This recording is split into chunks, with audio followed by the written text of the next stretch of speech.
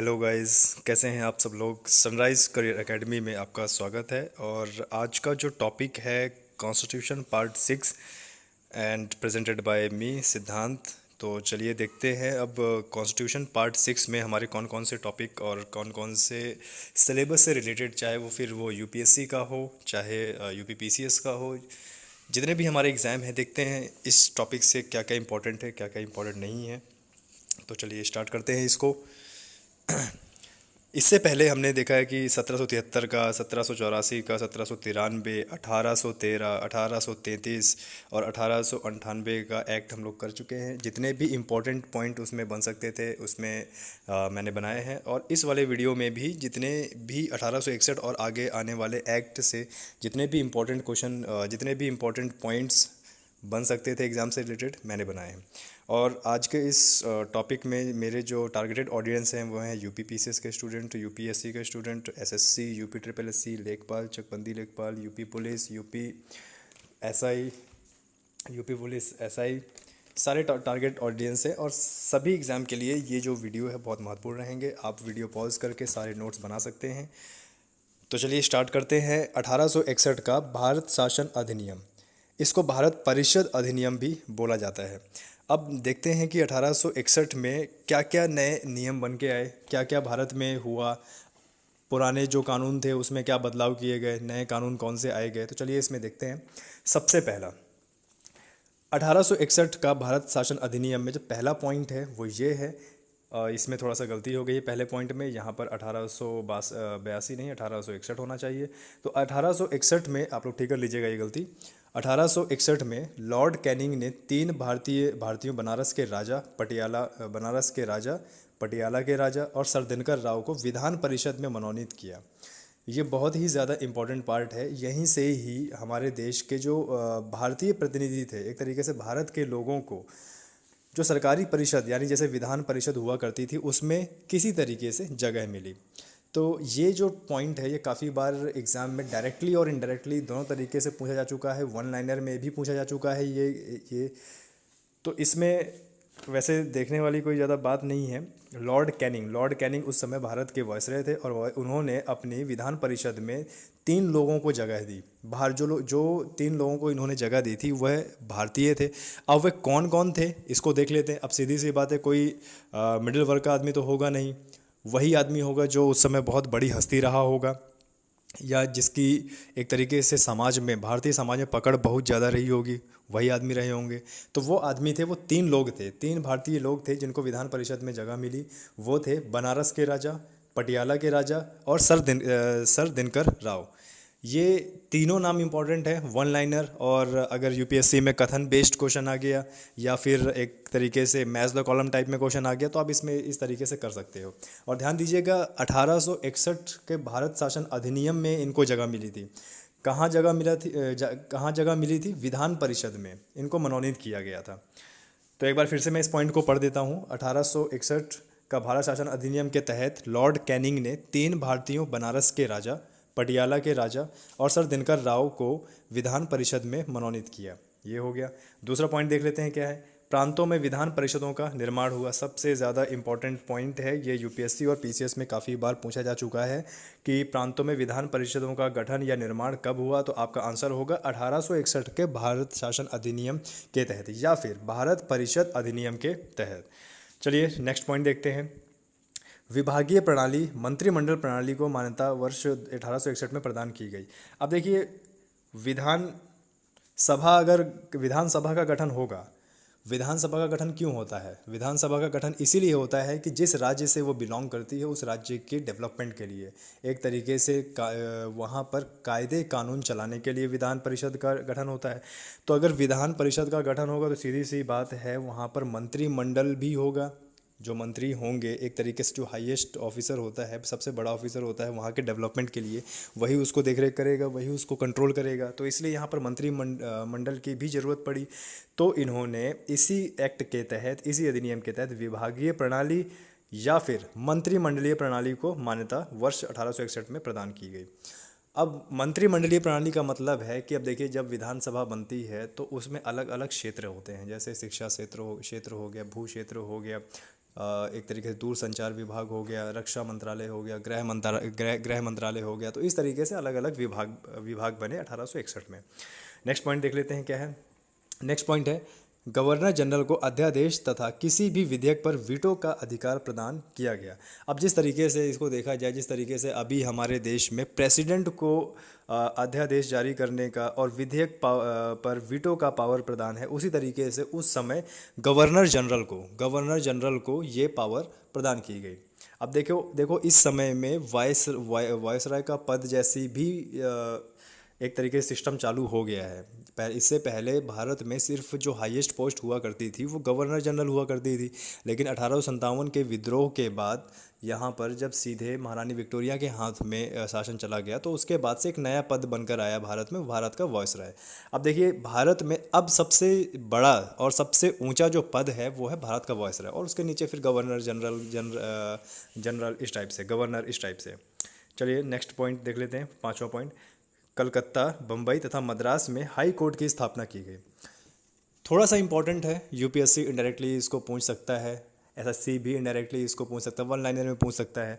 अब थोड़ा सा यहाँ पे कंफ्यूज मत होइएगा। अब यहाँ पे देखिए आपको लग रहा है कि कलकत्ता, बम्बई तथा मद्रास में हाई कोर्ट की स्थापना हुई। अब इसको थोड़ा सा रिलेट कीजिए 1773 के रेगुलेटिंग एक्ट से। अब 1773 के रेगुलेटिंग एक्ट से इसको रिलेट करेंगे तो आप पाएंगे कि 1773 के रेगुलेटिंग एक्ट में बंगाल में सुप्रीम कोर्ट की स्थापना हुई थी, और यहाँ पर जो स्थापना हो रही है वो है हाई कोर्ट की। ध्यान दीजिएगा, सुप्रीम कोर्ट बड़ा होता है हाई कोर्ट से। सुप्रीम कोर्ट के पास ज़्यादा शक्तियाँ होती हैं हाई कोर्ट के मुकाबले।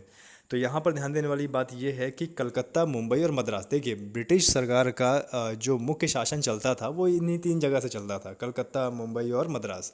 तो यहीं पर एक तरीके से विधायी शक्तियाँ भी यहीं पर निहित थी, बड़े बड़े अधिकारी भी यहीं पर मीटिंग वगैरह किया करते थे, और एक तरीके से बड़ी बड़ी पोस्ट वाले अधिकारी भी यहीं रहेंगे। तो इन एक तरीके से हम बोल सकते हैं कि 3 जगह से शासन चलता था भारत में, मुंबई, मद्रास और कलकत्ता। इसीलिए सर्वप्रथम यहाँ पर इन्होंने हाई कोर्ट की स्थापना की। अब थोड़ा सा इम्पोर्टेंट ये है कि हाई कोर्ट की स्थापना कलकत्ता, मुंबई और मद्रास में किस अधिनियम के तहत की गई। तो आपका आंसर होगा 1861 का भारत शासन अधिनियम या फिर भारत परिषद अधिनियम। तो वीडियो पॉज करके इसको आप नोट डाउन कर सकते हैं। सारे के सारे इंपॉर्टेंट पॉइंट हैं, किसी ना किसी एग्ज़ाम में, चाहे वो डी ग्रेड का हो, बी ग्रेड का हो, सी ग्रेड का हो, ए ग्रेड का हो, कहीं ना कहीं ये सारे पॉइंट्स पूछे जा चुके हैं। तो ये सारे के सारे पॉइंट आपके लिए बहुत ही ज़्यादा इंपॉर्टेंट है। चलिए आगे बढ़ते हैं। अब है 1892 का भारत शासन अधिनियम। 1892 का भारत शासन अधिनियम। अब देख लेते हैं इसमें क्या क्या हुआ। वैसे इसमें बहुत ज़्यादा कुछ चेंजेस नहीं हुए, जो भी थोड़ा बहुत चेंज हुए हैं यूपीएससी के लिए हमारे लिए इंपॉर्टेंट है, बाकी किसी दूसरे एग्ज़ाम के लिए तो खैर इतना इंपॉर्टेंट नहीं है, लेकिन यूपीएससी और पीसीएस जैसे एग्ज़ाम्स के लिए, सिविल सर्विसेज एग्ज़ाम के लिए बहुत ही ज़्यादा इंपॉर्टेंट है। तो चलिए इसमें देख लेते हैं इसमें क्या क्या हुआ है। इसमें सबसे पहला पॉइंट है अप्रत्यक्ष निर्वाचन प्रणाली की शुरुआत, अर्थात भारत में संसदीय शासन की शुरुआत हुई। अब जैसे संसदीय शासन का मतलब, जैसे अभी अगर आप देखोगे तो हमारे देश में लोकसभा और राज्यसभा है, दोनों संसद का पार्ट है। और ये संसद है कहाँ, जहाँ हमारा राजधानी है दिल्ली, वहाँ पर है। संसद के 2 पार्ट हैं, राज्यसभा और लोकसभा। वहीं से ही पूरे देश का शासन चलता है, एक केंद्रीय शासन वहीं से चलता है। तो उसी तरीके से भारत में भी संसदीय शासन की प्रणाली शुरू हुई, और वहाँ पर जो निर्वाचन किए गए उसकी जो प्रणाली थी वो थी अप्रत्यक्ष प्रणाली। अप्रत्यक्ष प्रणाली का कहने का मतलब है कि जो लोग हैं वो डायरेक्टली अपना शासन नहीं चुनेंगे, वो इनडायरेक्टली चुना जाएगा। अप्रत्यक्ष निर्वाचन प्रणाली का मतलब यही होता है। और ये जो पॉइंट है, ये 1892 का भारत शासन अधिनियम का पहला पॉइंट, अप्रत्यक्ष प्रणाली, निर्वाचन प्रणाली, ये काफ़ी ज़्यादा एग्जाम में पूछा जा चुका है। यूपीएससी डायरेक्टली इसको कथन के रूप में ले लिया करती है, तो काफ़ी सारे स्टूडेंट्स इसमें कन्फ्यूज़ हो जाते हैं एक्ट को लेकर। तो एक्ट को लेकर आपको बिल्कुल कंफ्यूज नहीं होना है, सिर्फ ये ध्यान रखना है कि अप्रत्यक्ष निर्वाचन प्रणाली की शुरुआत 1892 के भारत शासन अधिनियम के तहत हुई, और यहीं से ही संसदीय शासन की शुरुआत हुई। जितने भी यूपीएससी एस्पिरेंट्स हैं, इसको आप ध्यान दीजिएगा, इस एक्ट को थोड़ा सा, ये अप्रत्यक्ष निर्वाचन प्रणाली और संसदीय शासन के हिसाब से थोड़ा सा ये इंपॉर्टेंट है एग्ज़ाम के लिए। चलिए नेक्स्ट देखते हैं। सदस्यों की सीमित मात्रा में प्रश्न पूछने तथा बजट पर विचार विमर्श का अधिकार प्रदान किया गया। अब देखिए संसद है तो संसद है, सीधी सी बात है, देश चलाने के लिए इसमें बजट पेश किया जाएगा। बजट पेश किया जाएगा तो कुछ इसमें प्रश्न उठाने वाले भी होंगे। तो इस अधिनियम के तहत संसद में, संसद मतलब एक तरीके से group of ministers, group of members होता है, तो उसमें जैसे मान लीजिए किसी ने बजट पेश किया तो उसमें सीमित मात्रा में प्रश्न और बजट पर विचार विमर्श करने के लिए अधिकार प्रदान किया गया। जो भी संसद के मेंबर्स थे उस समय के, उस संसद के मेंबर्स को थोड़ा बहुत अधिकार दिया गया बजट में क्वेश्चन पूछने का, बजट में प्रश्न पूछने के लिए और उसमें अपना विचार विमर्श करने के लिए। नेक्स्ट पॉइंट देख लेते हैं। इस अधिनियम ने भारत में प्रतिनिधि सरकार की नींव डाली। थोड़ा सा इंपॉर्टेंट है यूपीएससी के लिए। इस अधिनियम ने भारत में प्रतिनिधि सरकार की नींव डाली। प्रतिनिधि का मतलब कि अलग अलग क्षेत्र से आए हुए प्रतिनिधि अपना प्रतिनिधि करेंगे अपने क्षेत्र का, तभी उसी हिसाब से एक तरीके से डेवलपमेंट हो पाएगा देश का। चलिए आगे देख लेते हैं। आगे है 1909 का भारत शासन अधिनियम, जिसे मॉर्ले मिंटो सुधार भी बोला जाता है। अब ये थोड़ा सा इम्पॉर्टेंट हो जाता है। अब इम्पॉर्टेंट इसलिए हो जाता है कि इस टाइम पे हमारा जो देश है काफ़ी ज़्यादा डेवलप कर गया है। डेवलप कहने का मतलब कि अब देश के अंदर सारे युवाओं को, सारे जितने भी दल हैं, जितने भी दल जो आज़ादी के लिए लड़ाई कर रहे हैं, उनके अंदर अब एक ही भावना उत्पन्न हो रही है, वो ये कि किसी तरह देश चलाने के लिए स्थानीय लोगों को प्रतिनिधित्व मिले और किसी तरीके से जो ब्रिटिश शासन है वो उखाड़ फेंका जाए, वह भारत से किसी तरह जाए और यहाँ पर भारत के लोग ही भारत को चलाएं, यह कोशिश यहाँ पे की जा रही है। तो इस टाइम पे काफ़ी सारे आंदोलन भी होते हैं, काफ़ी सारे विद्रोह भी होते हैं। खैर इसका तो हिस्ट्री में टॉपिक आगे वीडियो में डिस्कवर करेंगे इसे हम, लेकिन इस अधिनियम में क्या क्या बोला गया है इसको देख लेते हैं। 1909 का भारत शासन अधिनियम, इसे मॉर्ले मिंटो सुधार भी बोला जाता है। अब ध्यान दीजिएगा, ये मॉर्ले और मिंटो दोनों अलग अलग आदमी हैं, ठीक है, इसको थोड़ा सा ध्यान दीजिएगा। मॉर्ले और मिंटो, 1909 का भारत शासन अधिनियम, मॉर्ले और मिंटो सुधार। अब इसमें मॉर्ले कौन था, मिंटो कौन था, थोड़ा सा इसको भी देख लीजिए। तो जो लॉर्ड मॉर्ले हैं वो इंग्लैंड में भारत के राज्य सचिव थे। इंग्लैंड में भारत के राज्य सचिव मतलब एक तरीके से ये इंग्लैंड में रहा करते थे और भारत के राज्य सचिव थे। भारत के राज्य सचिव कहने का मतलब कि ये भारत का प्रतिनिधि करते थे इंग्लैंड में। अब एक तरीके से ये ही सब कुछ बताते थे कि भारत में कैसा शासन चल रहा है, कैसे लोग विद्रोह कर रहे हैं, मतलब एक तरीके से भारत के बारे में जानकारी इंग्लैंड शासन को प्रदान करना वो लॉर्ड मॉर्ले का काम था। तो लॉर्ड मॉर्ले इंग्लैंड में भारत के राज्य सचिव थे।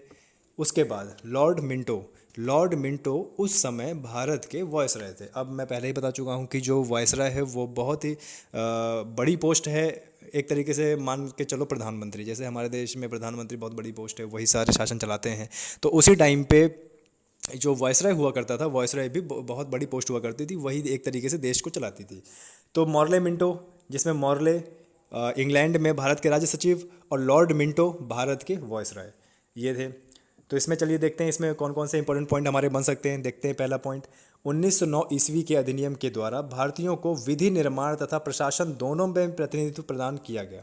देखिए भारत में कैसे अधिनियम और कौन से नियम चलेंगे उसमें भारतीयों को भी प्रतिनिधि दिया गया। मतलब एक तरीके से बोल सकते हैं कि भारतीयों को भी यह अधिकार अब दिया गया कि आओ और साथ मिलकर भारत के लिए विधि निर्माण की प्रक्रिया में अपना हाथ बटाओ।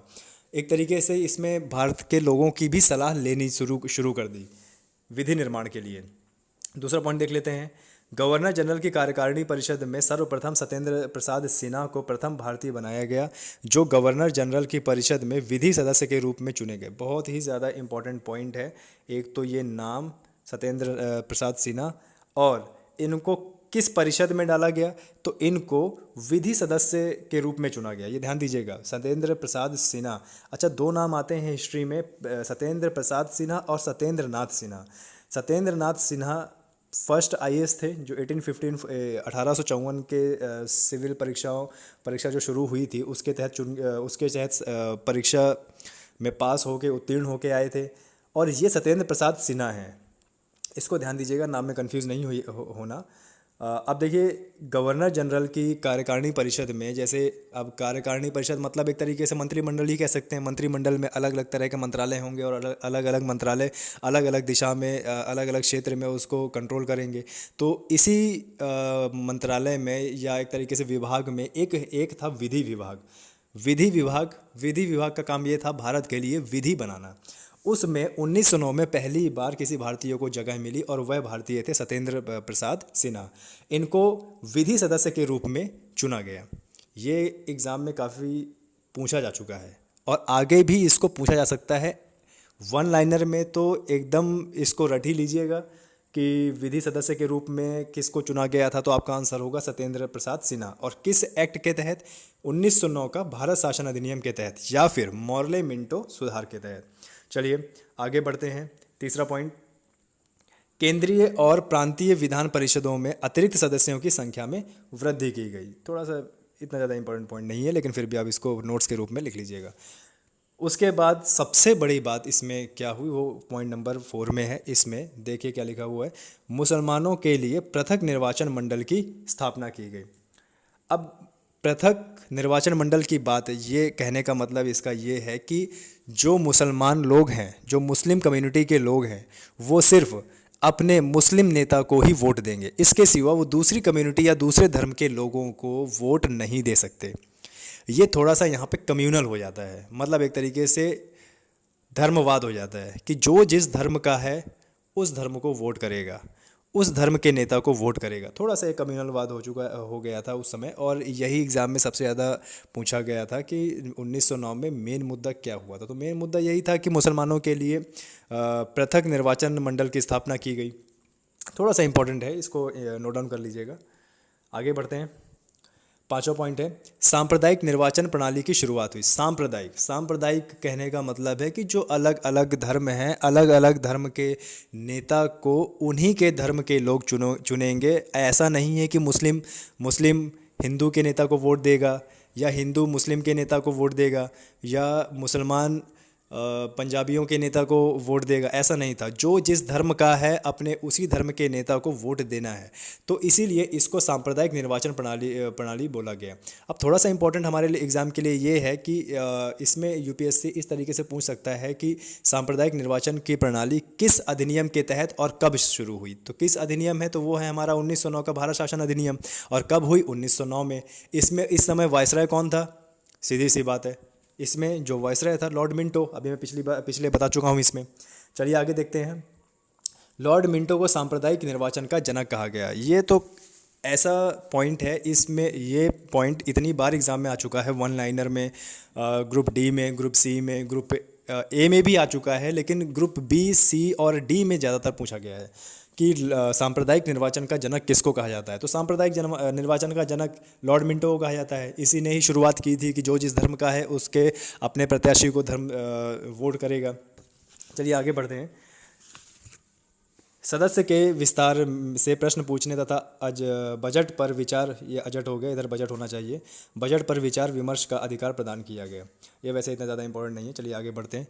इस अधिनियम के बारे में निम्न बातें कही गई। अब इस अधिनियम, जो ये अधिनियम था, ये 1909 का ये जो एक्ट पारित हुआ हमारे देश में, तो इसके कुछ आलोचक भी थे और हमारे भारतीय जो प्रसिद्ध आदमी थे उस समय, प्रसिद्ध क्रांतिकारी थे या एक तरीके से फ्रीडम फाइटर्स थे, उन्होंने इस एक्ट के बारे में क्या कहा, चलिए देखते हैं। उन्होंने इस एक्ट के बारे में कहा, जैसे सबसे पहले देखते हैं के.एम. मुंशी। तो के.एम. मुंशी ने इस एक्ट के बारे में क्या कहा? के.एम. मुंशी ने इस एक्ट के बारे में कहा, इन्होंने उभरते हुए लोकतंत्र को मार डाला। उभरते हुए लोकतंत्र को मार डाला। अब इन्होंने उभरते हुए लोकतंत्र को मार डाला, ऐसा क्यों कहा? सांप्रदायिक निर्वाचन शुरू हो गया। सांप्रदायिक निर्वाचन का कहने का मतलब कि जो जिस धर्म का है उसको वोट करेगा। अब इससे क्या है, एक तरीके से धर्मवाद बढ़ रहा है ना। अब एक तरीके से इसमें आप बोल सकते हैं कि धर्म के बीच में फूट डाली जाएगी। अब धर्म के बीच में फूट डाली जाएगी कैसे? हिंदू मुस्लिम से लड़ेगा, मुस्लिम पंजाबियों से लड़ेगा। एक तरीके से धर्म में आपस में फूट डाल दी। अब देखते हैं दूसरा, मजूमदार ने कहा कि ये सुधार चंद्रमा की चांदनी के समान है। दूसरा देखते हैं, रैमजे मैकडॉनल्ड ने क्या कहा इसको? प्रजातंत्र व नौकरशाही के मध्य आपातकालीन व अधूरा समझौता। तो इस तरीके से उस समय काफ़ी सारे आलोचक थे और कई लोगों को ये रूल अच्छा भी लगा और कई लोगों को बुरा भी लगा। ये चीज़ है। चलिए आगे बढ़ते हैं। तो आगे ये स्लाइड सब ख़त्म हो जाती है और सनराइज़ करियर एकेडमी में एडमिशन के लिए आप गिवन नंबर में कॉल कर सकते हैं। और हमारा एड्रेस है ओम प्लाज़ा ट्रैफिक चौराहा Karvi Chitrakoot Uttar Pradesh. Thank you guys, thank you very much.